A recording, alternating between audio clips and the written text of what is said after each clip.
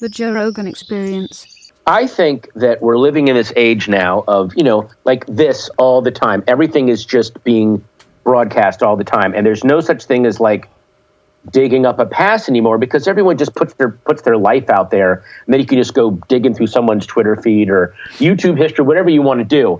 So there's this wave coming up like the Octavio Cortez and people like that are like, yeah, it's all out there. I don't care about that. Here's what I want to do. And I think a generation is going to come up that will go, oh, yeah, I tweeted out stupid shit when I was 18. Yeah, I don't, when was that tweet from? 10 years ago? Doesn't count.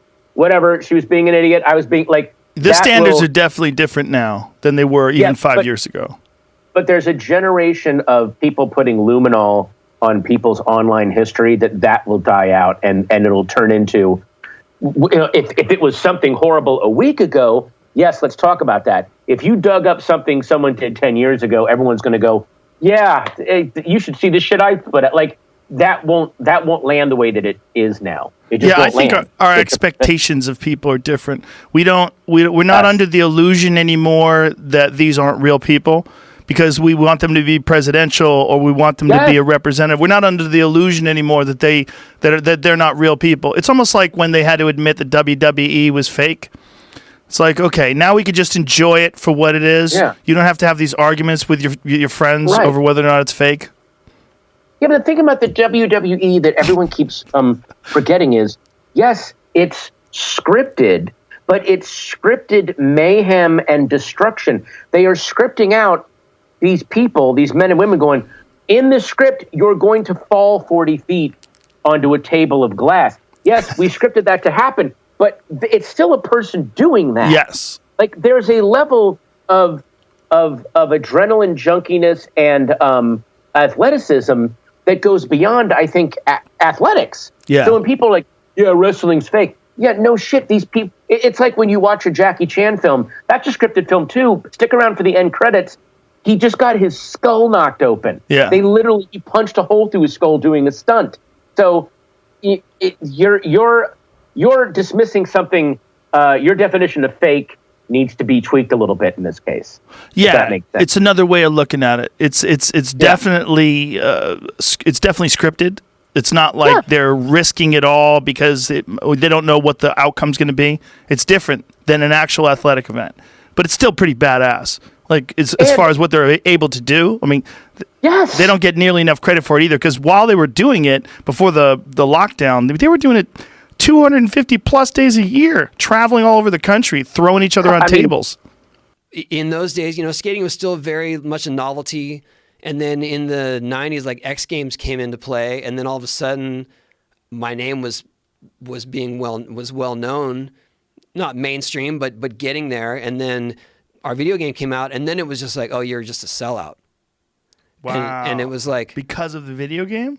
Because of the video game, the endorsements that followed from that. I was doing stuff for Jeep, for McDonald's, for Doritos, and they were just like, oh, you're just a sellout. I was like, when I turned pro at age 14, if McDonald's had asked me to be in a commercial, I would have jumped on it. Are you kidding me?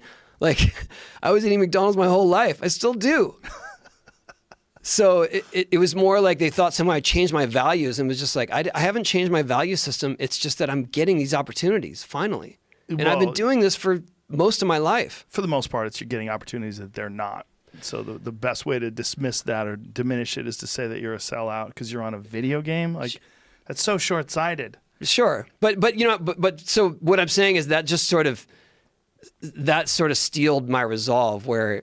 So once social media came into play and people were talking shit online, I was like, you're not getting to me through this, through this media. Right. People used to say this to my face. Used to write about write about me in magazines. Like, you're hiding behind your Twitter username. I don't care. When you first saw someone say that you were cheating by using that technique, how bad that must have sucked up. Yeah, and it was from a skater that I really respected too. Like, he was quoted in the magazine, and it was crushing. Wow, that's such a bitch ass approach. Cheating like that's so weird to me because I never would have. I guess it makes sense because there's always factions in any discipline or any art form or anything where some people respect some things and other people shit on it. But the idea that you doing it your way would somehow or another be cheating is, to me, it seems so strange. That doesn't make any sense. Like I said, it was just weird because skating was such a small community at the time, and it was like, why are we fighting right. in our little tiny world? It's always going to be that way. Yeah, that's just humans. Yeah, especially when you're doing something different, and especially if you're getting attention doing something different, they're going to find some way to diminish you. Yeah, it was harder for me because all I wanted to be was accepted as a skater. Mm-hmm. You know, I'd kind of given up on my peers, on my schoolmates. I knew I wasn't going to fit in there. And so I was like, I found this thing, and then just like, you guys don't like me the way I do it? Rough. A real parallel is when you were talking about these large-scale meat processing plants are a perfect sort of petri dish for viruses to grow. So are factory farms. So are these farms where you're stuffing pigs next to each other. You're doing all this unnatural stuff, right? It's unnatural for people to be stuffed into a warehouse right next to each other, shoulder to shoulder, working all day. It's unnatural for them to be stuffed in these homes, shoulder to shoulder, with bad food and all the things that you would need to keep your body healthy and strong. The same can be said about these factory farm situations. One thing that I find so attractive about the way you run your farm is that there's no weirdness in watching these animals during the day. They seem like animals just doing normal stuff. If you see a chicken wandering around just pecking at the grass, looks normal. See a chicken in a cage getting fed out of a little cup or something, it looks all kinds of fucked up, right? It doesn't feel right. Right? That's why we have the phrase respecting the pigness of the pig and the chickenness of the chicken. And we know that these diseases are all coming from these places. I mean, there's a ton of agricultural diseases, that are based from these factory farm situations where these animals live in these really horrific conditions, and then the bacteria jump and look. I mean, look.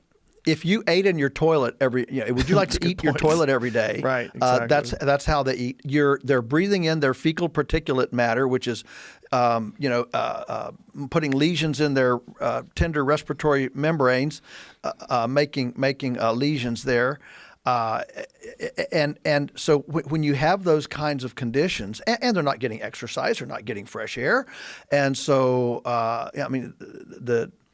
they're not getting salad, they're not getting any vitamin D from the sunshine, and so what happens is you get an extremely concentrated host facility for pathogenicity. That's what happens. You get a very concentrated host facility because there's always a host. They're close to each other. The pathogen doesn't have to say, "Wow, boy, I wonder if I can make it that half mile over to another." No, they're always right there. And so you're right. It's like an incubator. And so if we wanted to sit down, and say, let's say we had a James Bond conspiratist, and said we're going to form a committee and make a pathogen-friendly farm. The old James Bond nemesis, right? And so we form a committee and say, how can we make a pathogen-friendly farm? Well, we would have only one species. We'd crowd it up. We'd take out the oxygen, the fresh air, the sunshine. We'd give it a minimalistic diet.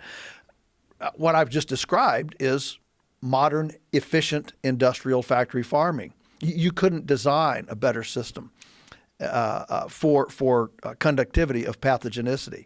The government doesn't really seem to have any sort of straightforward plan as to how people can economically bounce back from this. There was one of the weirdest quotes. I think it was Trump that said this. We were talking about businesses and restaurants that they'll be open, maybe not with the same owners, but they'll be open again. Did you see that quote? No, I didn't see that. But it's like, what does that really mean? Does that just mean like a different business will be created? That's exactly what it means. It means that he's just being pragmatic and maybe cold, whoever made that quote. That is probably how it's going to go down. Is it? Trump says restaurants will make comeback, just maybe with new owners. Yeah, that's what he said. I mean, that does not make me feel good, man. If I'm a restaurant owner, and there's a few restaurants that I'm always shouting out on the podcast that like are owned by friends of mine that are, these businesses are hurting so bad They've went like that to no customers, or a very small percentage of customers who order takeout. When they were, they had dine in every night, and they have these bills, and they had their business set up in a way that, you have to make X amount of money in order to stay open. And they were successful, and they're doing well, and one of the toughest businesses to be successful in. And then all of a sudden the rug gets pulled out. So what's the solution? Should people just be able to go to restaurants and everybody works there as a waiter or a cook, or they just maybe get sick and then more people die? Boy, that doesn't sound good to anybody either. So what is the solution? I don't know, but I don't think that in our particular case, I don't think our governor has the answers. One of the things he's been criticized for is he's decided to open up production for television and films, but not churches. There's another thing they've done that's really nuts that my friend Adam Curry turned me on to. They closed Alcoholics Anonymous meetings, but liquor stores were an essential business. That is that's not good government. It's not good thinking. There's so many things where they've put into place these lists of what's approved and not approved. And I just don't think that it's first of all, I think the information's constantly changing. And I think that they're going off this old information and they haven't made adjustments. And then on top of it, I don't think they're qualified to. I don't think they're qualified. Just like we were talking about a president, like one person who's involved in the economy and the environment and all these different things. I don't think one governor can really be smart enough to know, A, what kind of impact it's going to have economically to close all these businesses down, and B, which ones get to open up and what is essential and why. And it's very frustrating for all involved, and it highlights one of the reasons why, the way we do government is it's not perfect.